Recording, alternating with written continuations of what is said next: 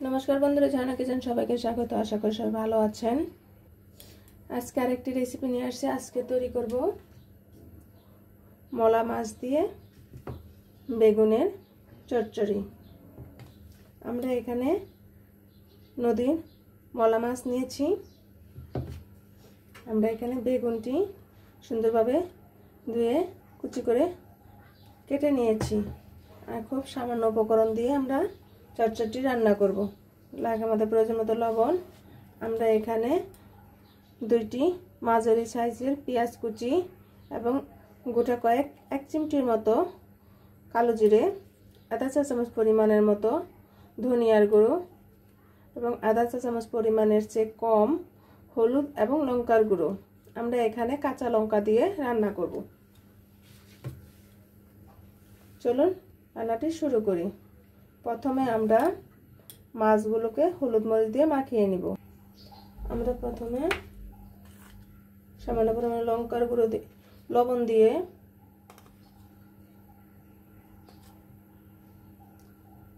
लंकार गुঁড়ো हलुद गुঁড়ো दिए आमरा माछगुलो माखिए nib. एखोनो Zara subscribe करेननि बंधुरा तारा प्लिज एकटी सबस्क्राइब करे दिबेन एबं एकटी लाइक करे दिबेन, बेशी बेशी शेयार करे दिबेन। আপনারা আমার পাশে থাকবেন। নতুন নতুন রেসিপি নিয়ে আপনাদের সামনে হাজির হব। আমাদের মলা মাছগুলো মাখানো হয়ে গিয়েছে। দেখুন মলা মাছগুলো কত বড় বড় সাইজের।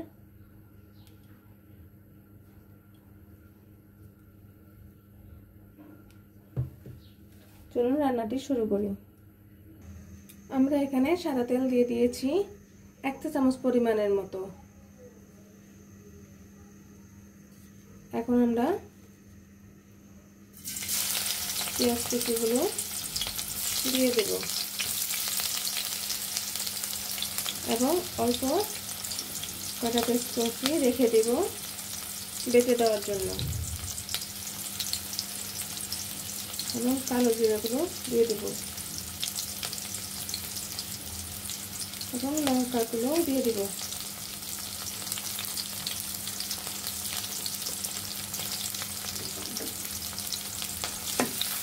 এখন ভালোভাবে কষিয়ে নিতে হবে। আমাদের পেঁয়াজ কুচিগুলো ভাজা ভাজা হয়ে গিয়েছে। এখন আমরা বেগুনগুলো দিয়ে দিব। কেটে রাখা বেগুনগুলো দিয়ে দিব। আমরা এখন ভালোভাবে কষিয়ে নেব। এর মাঝে আমরা এখন প্রয়োজন মতো লবণ,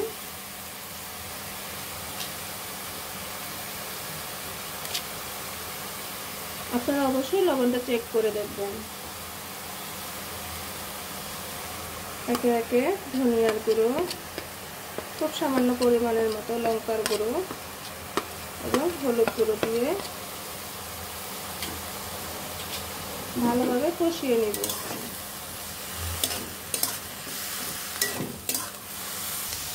দেখুন বন্ধুরা, আমাদের বেগুনগুলো কষানো হয়ে গিয়েছে। আমি এখানে সবুজ এবং পাকা কাঁচা লঙ্কা দিয়েছি। কালারটা কত সুন্দর দেখাচ্ছে পাকা লঙ্কার জন্য।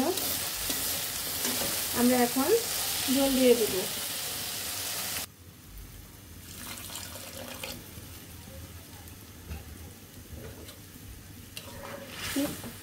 এইটুকু পরিমাণই ঝোল যথেষ্ট।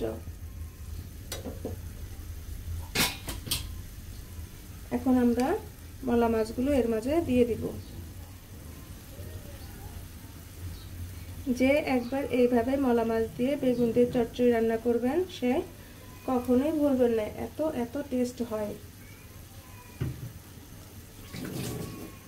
এবং কমেন্টে জানাবেন ভিডিওটি কেমন হলো। অবশ্যই আপনারা বাসায় এভাবে ট্রাই করে খাবেন। এখন আমরা শিলপাটায় একটি রসুনের কোয়া এবং খুব সামান্য পরিমাণের মতো পেঁয়াজ কুচি এবং গোটা কয়েক রাঁধুনি আমরা শিলপাটায় বেটে নিব। এখন আমরা শিলপাটায় বেটে নিব। দেখুন আমরা শিলপাটায় বেটে নিয়েছি। এইভাবে যে আপনারা মশলাটা খুব সামান্য পরিমাণে তরকারি মাঝে দেন তাহলে তরকারি টেস্টটা আরও বেড়ে যায়।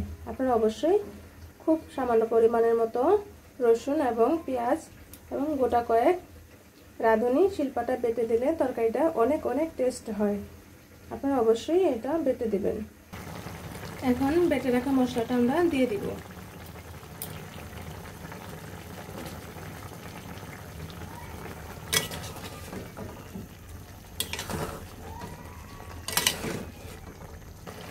দেখুন আমাদের তরকারিটা প্রায় হয়ে গিয়েছে। এখন আমরা ধনেপাতা কুচি দিয়ে দেব।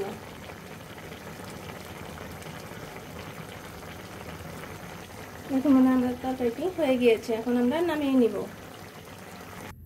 দেখুন আমাদের মলা মাছের দিয়ে বেগুনের চচ্চড়িটি হয়ে গিয়েছে। ভিডিওটি দেখার জন্য ধন্যবাদ। Thank you.